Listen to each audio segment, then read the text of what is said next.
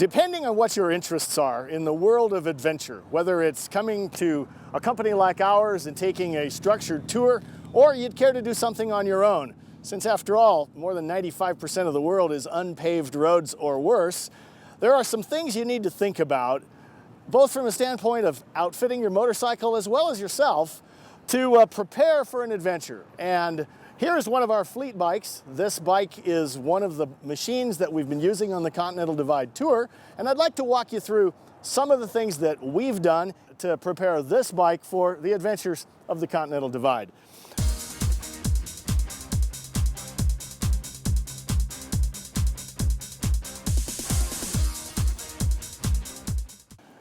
Riding off-road, a lot of times if you ride in the rain, you're in soft soil when you try to park your bike, and the little tiny footprint on the stock side stand allows the bike to just sink into the mud.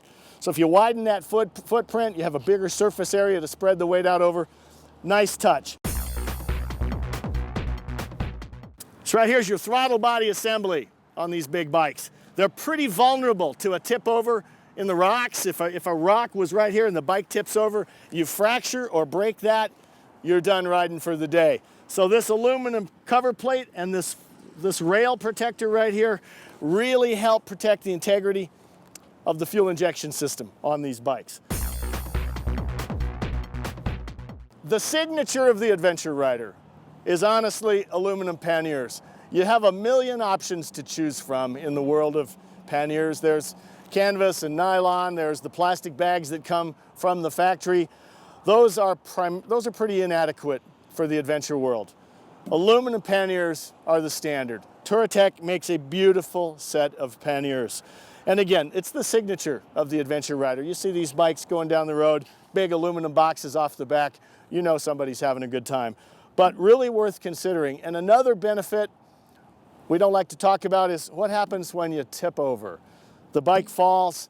It's nice to have something robust to help keep the weight of the bike off your leg when you do fall, and you will.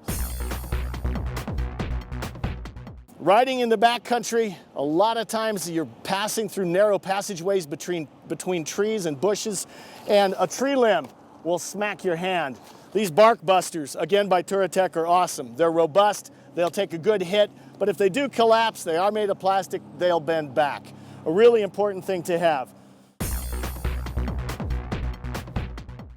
You're riding in a group.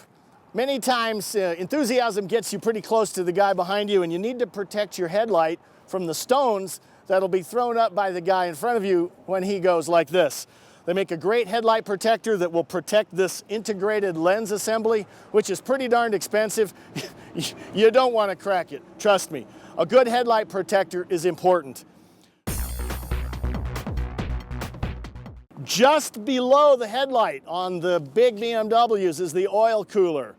Similar story. You don't want a rock that's been kicked up by the guy in front of you or a passing car or truck coming the other way to impact your oil cooler. That's the end of your riding day, period. You need a skid plate to protect the bottom of the motor from impact as you bounce over rocks or even unintended things that flip up in the street in front of you that hit the bottom of your oil pan. Number one, engine protection bars, crash bars. Probably the most important first investment in your off-road riding is a set of crash bars. This bar right here is very important because the new head design on the big BMWs, it's a 2-bolt design. When you fall over, even with a minimal impact, you shift to the valve cover and all your oil falls out. So you want to protect this thing from impact at all costs. That's the bare minimum. Those are the things you need to just get started with. It's not an insignificant investment, but you've spent a lot of money on a bike.